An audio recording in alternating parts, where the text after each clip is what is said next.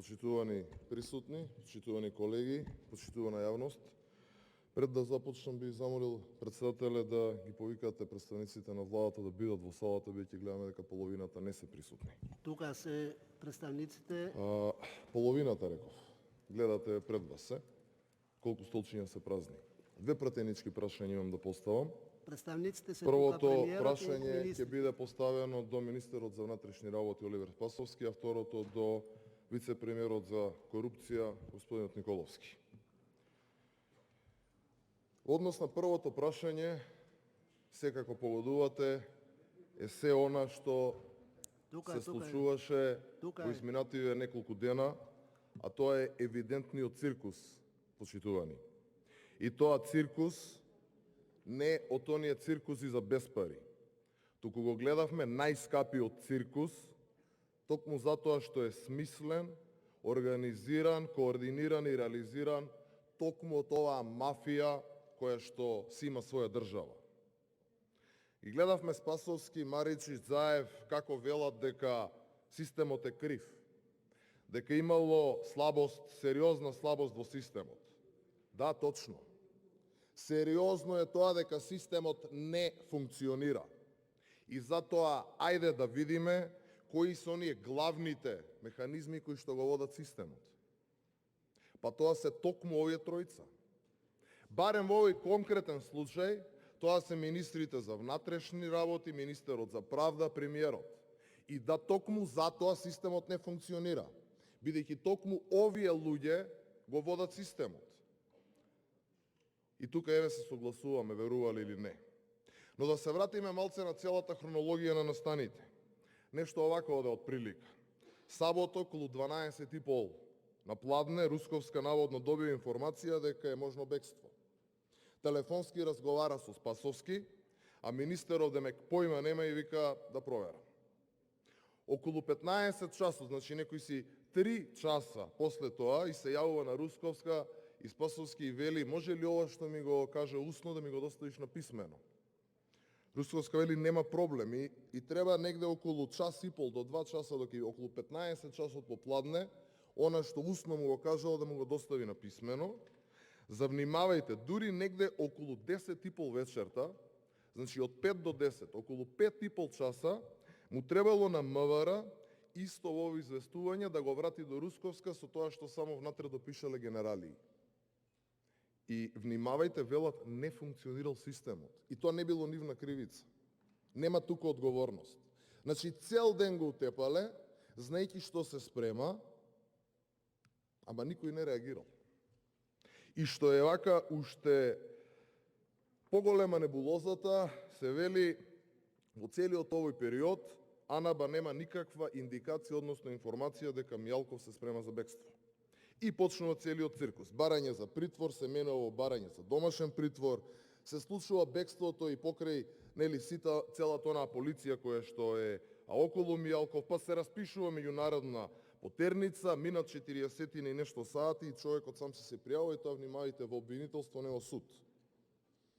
Многу интересно. И на крај добива домашен притвор.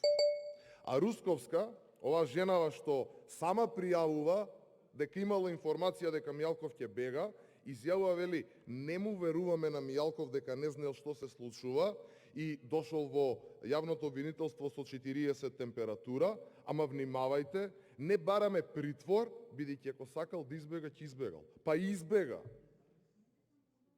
Во меѓувреме циркусот продолжува во влада. Се презентираат актерските способности. Заев повикувал на средба министри, директори, први лица во обвинителства и судови. На средбите имало високи тонови, додека институциите покажувале со прст една на друга. Летале закани дека доколку не се пронајде Мијалков, ќе имало итни разрешувања. Средбите завршуваат во нервозна атмосфера со очекување расплет да има во следните 3-4 дена, колку што наводно Заев дал рок за резултатите. За на крај да разбереме дека впрочем Заев преку закани кон семејството на Мијалков го натерал да се врати од бегство. Овој модус операнти е познат само и исклучиво на мафијата и на никој друг. Дали може би овде ќе има некоја одговорност? Па вака директно би го прашал министерот Спасовски. Со кого мислите, министре, дека се поигрувате? Кого мислите дека правите будала? Нас опозицијата, македонскиот народ. Со кого мислите дека си играте? Дали барем вашите најблиски по дома ви веруваат во циркузот што го направивте? Сигурен сум дека не. Второто прашање се однесува, како што кажав, на вице-премиерот за корупција Николовски. Ќе започнам со тоа што ќе цитирам неколку членови од Законот за регистрирање на готовински плаќања. Член 2 вели: даночните обврзници кои вршат промет на добра и промет на услуги за кои плаќањето не се извршува по банкарски пат, односно готовински плаќања, должни се да воведат и користат одобрен фискален систем на опрема за регистрирање на готовински плаќања и задолжително да издаваат сметка за извршениот промет односно услуга. Понатаму, во членот 12 се вели: не е дозволен промет на добри услуги кои не се вршат преку монтиран и воведен во користење одобрен фискален систем на опрема, освен во случаи кога е потребен ремонт или поправка на фискална апаратура, односно надворешниот GPRS уред. Членот 13 вели: даночниот обврзник, чиј просечен промет во деловниот објект надминува 1 милион денари во претходна година, со исклучок на даночни обврзници кои вршат промет на нафтени деривати, е должен да регистрира резервен фискален систем на опрема. Значи, за оние кои што имаат над милион денари промет. Во член 20 се вели дека УЈАП врши контрола над спроведување и примена на одредби од овој закон и прописи донесени врз основа на овој закон. И во членот 21б е предвидена глоба во износ од 5000 евра во денарска противвредност да се изрече на даночен обврзник, односно правно лице и трговец поединец за сторен прекршок доколку не користат фискална опрема. Со други зборови, значи плаќање во готово без издавање на фискална сметка и фискални уреди не се дозволени.